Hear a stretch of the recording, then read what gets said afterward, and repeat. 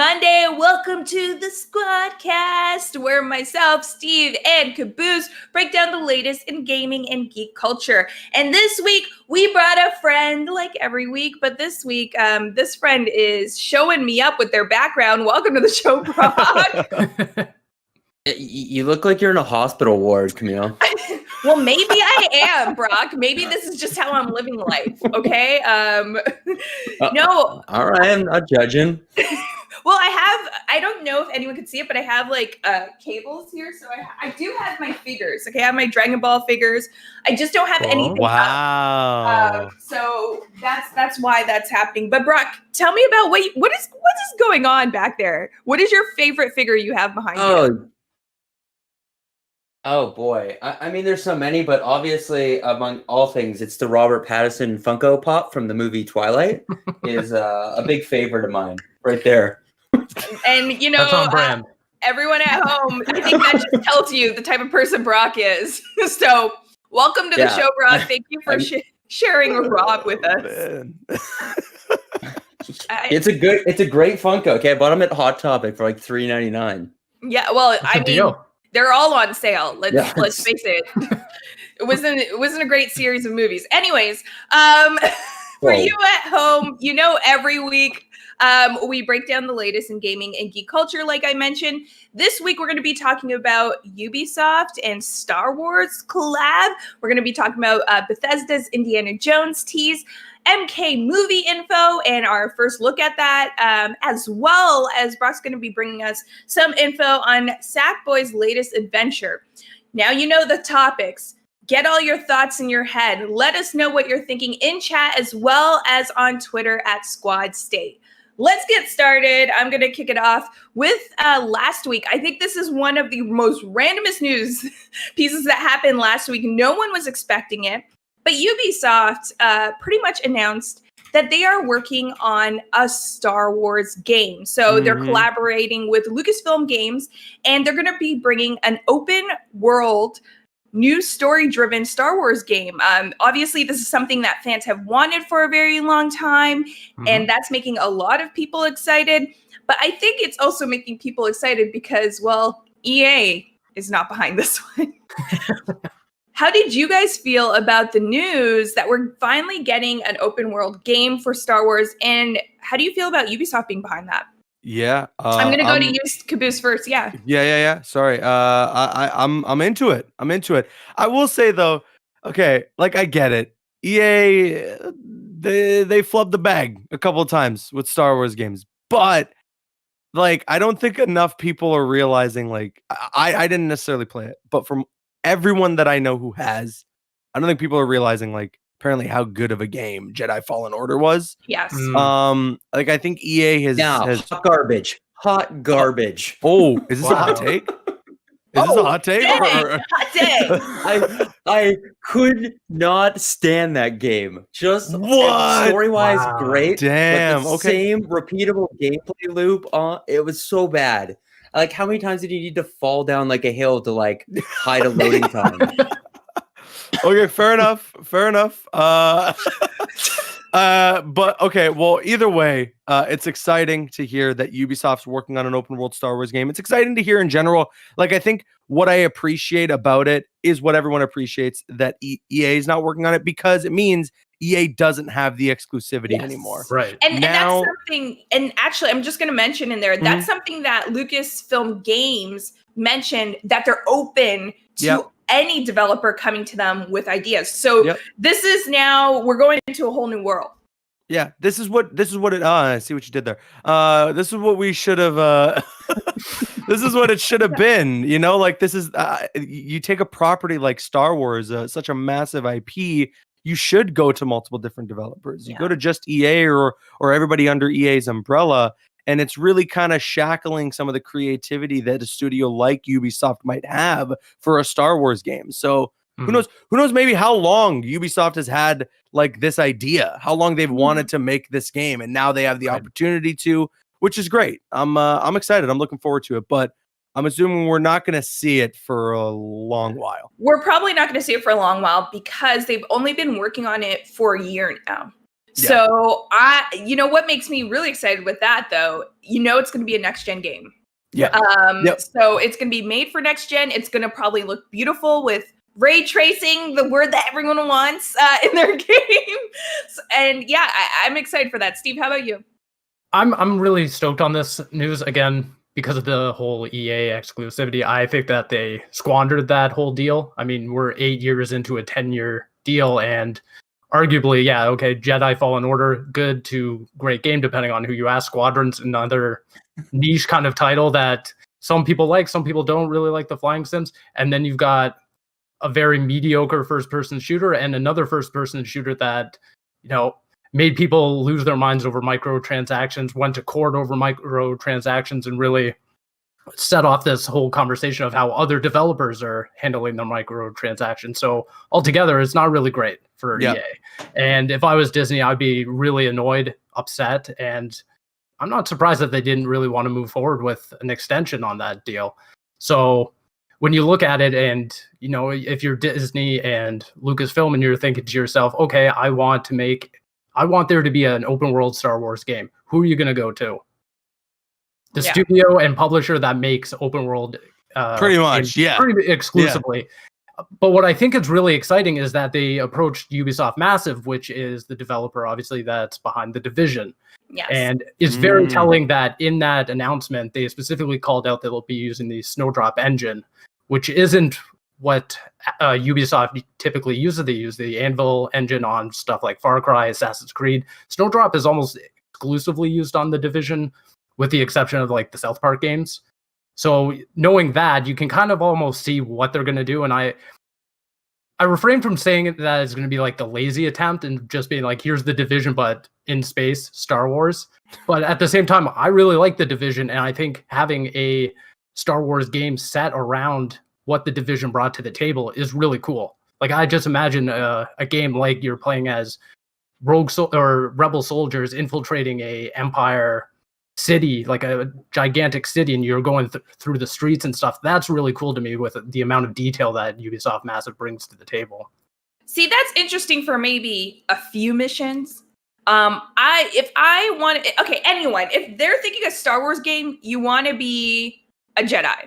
I was just about to ask the question. I was like, I wonder what the whole panel thinks here of whether or not, like, if you get an open world Star Wars game, would we rather be like the grunt soldier on the ground, the rebel soldier or the Imperial soldier, or would you rather be like a Jedi or a Sith? And I wonder if that you can get both in an open world game. Maybe. I think you're gonna play as a hunter or something, like a Mandalorian. There's no, if you're a Jedi, you're just being overpowered. Like, you just walk around killing everybody. Mandalorian, the way to go. Up the Mandalorian. Yeah, that's actually a really good idea, Brock. I'm on that idea. I think the Mandalorian experience and the mechanics of a Mandalorian would work well with the Division mechanics. Maybe that's what they're going to, especially because they are clear that their relationship with EA is going to continue. So they're looking to reinvigorate Battlefront. They're looking to continue with Star Wars Squadrons and also Star Wars Jedi Fallen Order. Mm-hmm. So if we know that they kind of have that Jedi experience out there, they have that, a shooter, the simulation experience as well, and whatever Battlefront's trying to be, then Mandalorian makes sense, especially because the show was so successful. I think maybe they're expanding, and we know that they're expanding because they also announced that they renamed themselves Lucasfilm Games, right? Yeah. So they're really trying to broaden their gaming aspect, and it only makes sense to have that with the Mandalorian. Although I don't know, is the Mandalorian continuing? Like, is that show just done with it a one-off? Yes. It is, right? No, I don't think so. Season 3 is coming. Season 3 coming. Yeah, it comes after the Boba Fett show. Mm-hmm. So if that's coming up, we could probably expect it to be going on for a few more seasons as well. Mm-hmm. It would make sense to, after that show wraps, release a game about like a Mandalorian. Yeah. Here's the thing: when is this game ever going to come out? Like, Ubisoft have like Avatar in the works, Beyond Good and Evil 2, like. that boat game, that's like Sea of Thieves, UB edition. Like Skull Star Wars Skull seems and so Bones, far yeah. down the pipeline. Sure, whatever it is. They'll probably change the name. But like, where's this Avatar game they've been working on for like 7 years? That's true. This studio, I mean, in particular, they're just trying to match what's going on with the movies development. You know, they just Fair. want to make sure everything's consistent. But no, I think Brock brings up a really good point, and I think this is what you were kind of going on, Steve. It's like this studio is working on all those games. Plus, we have not. I've been complaining about this. Where's the update on Beyond Good and Evil 2? I've been waiting to hear something about that game. So that is concerning. I enjoy a lot of Ubisoft games. I love Assassin's Creed. Sure. I don't know if I want to see an Assassin's Creed mechanic in.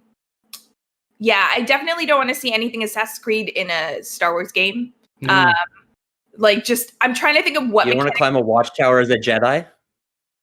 I mean, maybe if I'm Mace Windu. Maybe Let me use my foresight up here. But other than The Division, is there a game, Brock, that you would pull from the Ubisoft archives or from their library of games and say, this would work really well for a Star Wars game? Yeah, Scott Pilgrim, but make it Star Wars. Just a side-scrolling beat 'em up. Oh man, imagine the build up for it to be just that. Hey, actually, that's a decent game. That's a decent game, but that would. I think it'd be so much fun. That'd be really sad. No, otherwise, I think the Division is perfect. I love the Division. I think having a Star Wars game in that kind of world is awesome. Like just upgrading your armor and taking on like ragtag bands of evildoers. Like now, especially now that you mentioned like the bounty hunter thing. I mean, this could pretty much be like Star Wars 1313, the reboot, if anything. So there's a lot of potential here. Is like the bottom line, and a studio like Ubisoft, they make pretty good games. So taking a property like Star Wars and putting it into their hands is nothing but good news for me. I mean, okay. So we talked about The Mandalorian, but Ahsoka is also pretty cool. Sure. Ahsoka's getting her own show. If you wanted a Jedi experience, because I think it's okay. I don't know about you guys. I'm kind of exhausted with the whole Skywalker story. Oh, me too. Okay, we need to move in another direction. And I think if you want to explore Jedis, I definitely don't want to deal with Rey. Although those movies were what they were, they're okay, whatever. I think Ahsoka, especially to relive some of the nostalgia of seeing some of those older like characters from the original or from the Clone Wars, I think that would be really cool. Is there any characters that you guys would want to see from the old movies kind of either be the star of this series or make appearances? Jar Jar. Jar Jar Binks. It's the Jar Jar Binks game. Yeah. It's Jar time. Jar Binks messes things up. Yeah. It's time he gets his comeuppance. Then you get some great underwater levels. It'd be so much fun. Those are always great in a video game. Love a good underwater level. Who doesn't? Just my favorite. Yeah. Jar Jar would be horrible. The world has been waiting to see his story. He's been the character with the most his turn mystique. into the dark side. Yes. Yes. Me so mad now. That sounds good to me. Oh, I'm down for that. Sold. I'm so mad now. Oh man. I'm so angry. I can't. I like the pick of Ahsoka. I think that actually is pretty cool. And she is a character like I didn't watch. Was it Clone Wars where she was like? Yeah, Clone Wars, Rebels. Yeah. Right. Yeah. I haven't watched the animated Star Wars shows, admittedly. And admittedly as well, I'm not the biggest like Star Wars fan. I didn't grow up on it. But I would like to see a game about Ahsoka, especially that episode with her in season 2 of Mandalorian. Even as someone who was like kind of a fan outside of the bubble, I was like, this is cool. Like, this is pretty sweet. But I don't know, like at this point, just a Mandalorian game I would be down for. Like, just give me Mando, but a game, you know, like, and what Brock was saying is it would be cool, you know, if it is Division, like the ability to like upgrade your armor and, you know, continue to make it like RPG, like that could be a lot of fun. Yeah. And that's really built into the show already, right? Like how he goes throughout every episode, he gets another piece of his armor or weaponry, right? So that's actually kind of writing itself and making me really excited about this news. But yeah, when will we see this? I don't know. I don't think we're going to see. I'm going to be old Luke Skywalker. How many Star Wars movies will we see before this game? I think that's the question. Or how many will be good? That's the better question. Another one I'd like to see, and I know we joked around about Jar Jar Binks, but I would love to see like a next gen pod racing game. Yes. Pod racing was so much fun. I like wrecked my pod like so many times. Yeah. And I think like it could be really good, but do you want that and Squadrons out there? No, just tie them together.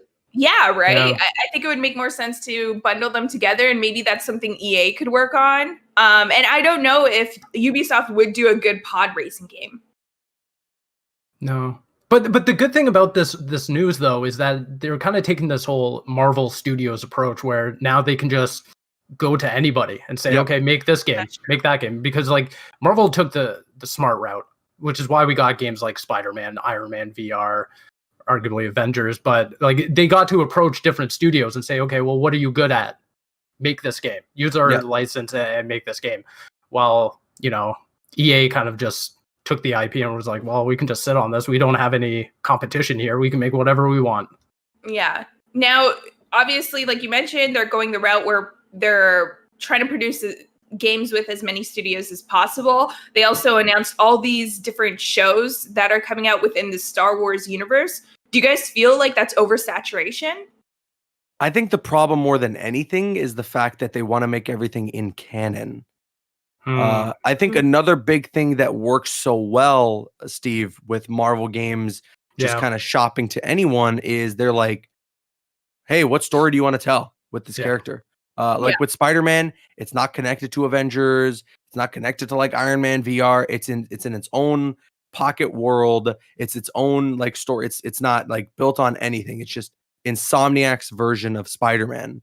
And with that, you get creative ideas like, you know, Harry potentially being Venom, or you know, just like Doc Ock helping Spider-Man with his suit, or just the advanced suit in general with the white symbol and stuff like that. Like you get that level of creativity because there's no shackles, there's nothing holding you back. There's nobody who's going to be like, sorry, at this point in time in the Star Wars universe or in the Spider-Man universe or something, this character wasn't doing this, so you can't like mess with that story. You know, that's I think the biggest problem with the Star Wars properties is that there isn't that level of freedom. It makes it fun that like everything is all connected, and then the way you can kind of like connect the dots and see how this thing led to this thing. But it just would be more fun, especially on the game side. I can understand your Disney Plus series and your movies connecting, but on the game side, it would be a lot of fun if they could just do whatever they want and like create stories. That's such a good point. Yeah. Well, I guess the counter to that, I guess, hate that it's all connected. Oh yeah, me too. But I guess the counter to that, and kind of going like, to what how much content do I need to consume? What's that? Was that, Brock? Say that again. Oh, I was like, it's just like so much media you need to on top of. It's just too much, especially if it's like rubbish, like trying to get through the Fallen Order. Yeah. But going back to what Camille was saying was that like we can get away from the Skywalker era just completely. Like the games can now has the opportunity to explore different eras of Star Wars that, you know, people might not be encouraged to go see a movie about. We can go like thousands of years back and explore eras that wouldn't make for the most compelling 2-hour movie or TV show. Yeah. To get around that whole canon, because now you have like this expanded timeline that you can visit, which you don't have to necessarily be tied to. Okay, well, what's Darth Vader doing at this very moment in the game? Yeah, you know what? I don't know if the people at Star Wars know there's more to. There's more to. Camille? No, go ahead, Brock. There's more to Star Wars than just 70 years. Yeah, exactly. I don't know why they're only stuck in these 70 years. Well, and that's the thing. How come we've never seen any iteration of the Grey Jedis in a movie, in a TV show? You know, like, because Lucasfilm is terrified of doing anything except the stuff that's already worked. Yes. You know, they know what's worked. Even in Mandalorian, I love the show, but even then they were like, people love this stuff, right? Like, you guys love your these storylines and like, you know, everything, all that stuff. We just want to, like, you know, and that's why. And I also think, though, that's why maybe people loved something like Rebels and the Clone Wars, because yes, it was kind of set within that same timeline, but it introduced new Jedi, someone like an Ahsoka Tano, or like just what they did with the Mandalorians on that show. You know, like that stuff I think is has really helped to expand the universe a little bit. But yeah, Lucasfilm is just terrified. They're so scared of like doing something new. When's the last update we got about anything regarding Rian Johnson's original trilogy? You know, I'm down for that. I want to see a brand new Star Wars story. You know, everyone knows the brand. Everyone knows that people have lightsabers and shoot lasers. Like, we all know what Star Wars is. Now give me some brand new characters. Give me a new story to care about, because we've gotten the other story wrapped up. We've gotten the Skywalker saga wrapped up. We don't need to keep calling back to it over and over and over again. Plus, with so many shows, games that they're working on. He's not getting his trilogy. I hope so, but I hope not. But me too. You know, I don't know. We'll see. I think they just took all that backlash. Yeah, unfortunately. And that sucks, because, you know, with all the games, the movies, the TV shows that is going to be coming out in the Star Wars universe, we're going to have Skywalker or something. We're going to have Darth Vader or something. Of course. So there's lots of room to introduce new characters, to introduce, you know, the Grey Jedis, to introduce how the heck do they make a lightsaber? Like, there's no talk about the journey of a Jedi. And that's why I'm kind of interested, if they were to do a game like you're training to be a Jedi, having to go venture out to find your own crystal and then make your own lightsaber. Like, that would be very interesting, because that's something we've never really seen visualized in, you know, any type of video or video game media.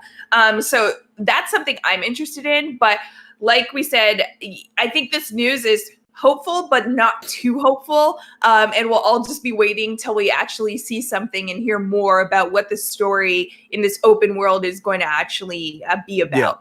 Yeah.